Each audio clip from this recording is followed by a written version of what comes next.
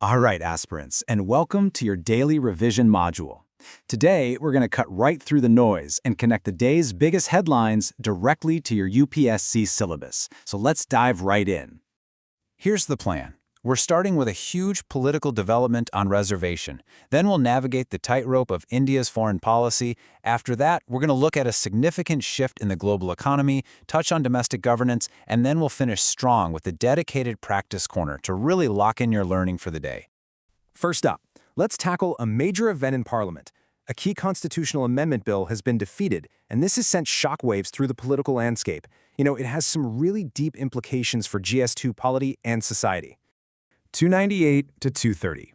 That was the final count. The bill went down, falling way short of the special majority it needed. And this is a genuinely huge moment.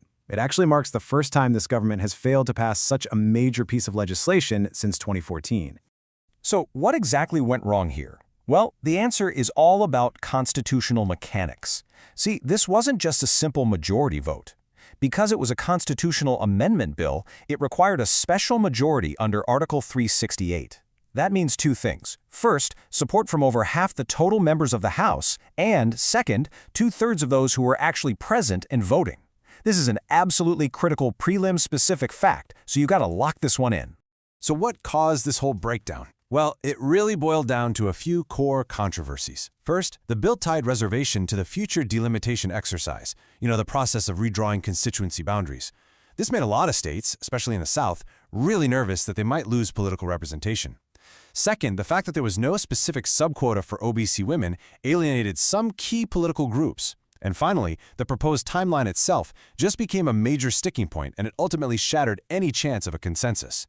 And you have to remember, this entire debate is happening against this backdrop, just 13.6%. That's the percentage of our MPs who are women. This is an essential data point for your GS1 mains answers on society and women's issues. And this chart, wow. It puts that number in some pretty stark global context. The Interparliamentary Union ranks India a startling 147th in the world for women's representation.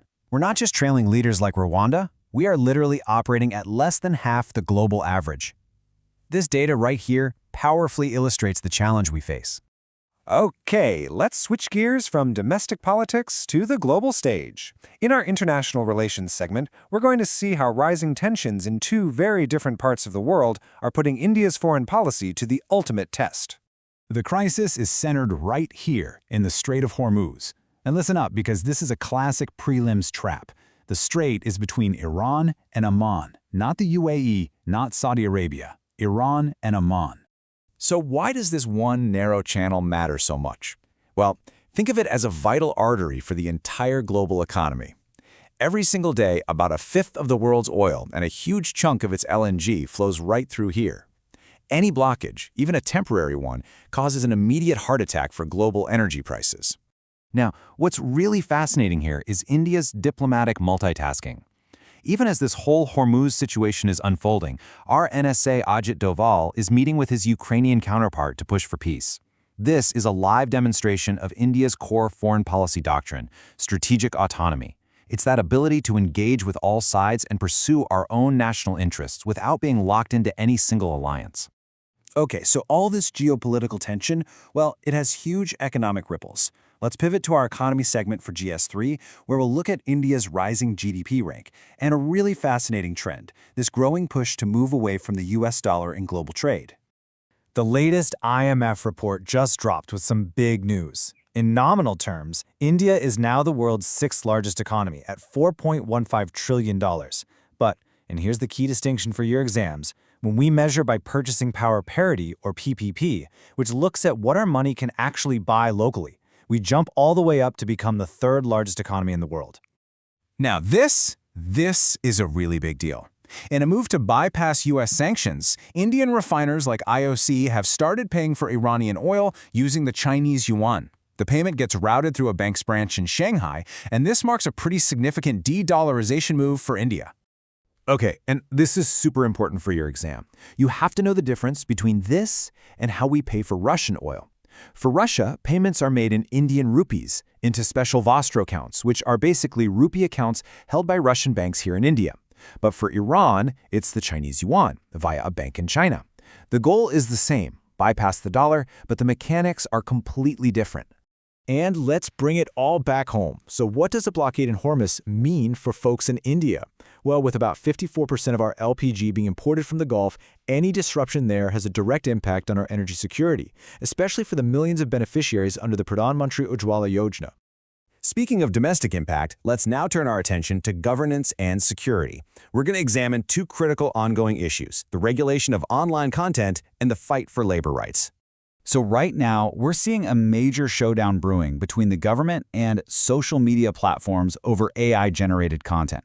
This legal battle is putting a really key legal principle to the test, the safe harbor protection under Section 79 of the IT Act. You know, that rule that generally protects platforms from being held liable for what users post. Well, the government's recent actions are starting to question the limits of that very protection. Meanwhile, on the streets, worker protests in the industrial belts are really highlighting the implementation challenges of the new Code on Wages. The key issues are about the actual enforcement of the minimum wage and making sure it's effectively linked to inflation through the correct consumer price index. All right, we have covered a lot of ground, but now comes the most important part: consolidating all of this knowledge and turning it into exam-ready points for both prelims and mains in our practice corner. You know, to really get what's happening with the economy today, you've got to understand the history. The whole saga of the 1969 bank nationalization, from that first ordinance to the Supreme Court challenge in the famous R.C. Cooper case and its eventual reenactment, it provides the essential historical context for understanding the government's role in the economy even today. All right, pencils down for a second. Listen up. These are the classic prelims traps designed to catch you off guard. 1. The 106th is the passed act. The 131st was the failed bill. 2. The Strait of Hormuz is between Iran and Oman, not the UAE. 3. State ratification was not required for that 131st bill. And 4. Know the difference between Vostro accounts for Russia and the CNY settlements for Iran. Got it? Good. Okay, for your mains practice, here's your first question. How would you tackle this? You need to think about how you'd balance the clear, undeniable need for gender justice against those very real federal concerns that were raised by the delimitation issue. What key arguments would you bring in on both sides? Start brainstorming that structure. And finally, a question on international relations. Try to frame an answer explaining how this Hormuz crisis is a real-time, live test of India's strategic autonomy. Make sure you consider both the diplomatic tightrope India has to walk and the potential economic fallout. Go ahead and tackle these questions to really solidify your understanding. That's your revision module for today. Keep up the great work, and I'll see you in the next one. If you're ready to really practice all 8 mains questions from today's news, and you want to get your hands on prelims MCQs and detailed notes, go ahead and download the complete PDF. Just scan the QR code on your screen or use the link in the description to join our Telegram channel. Keep up the amazing work, stay consistent, and I will see you in the next explainer.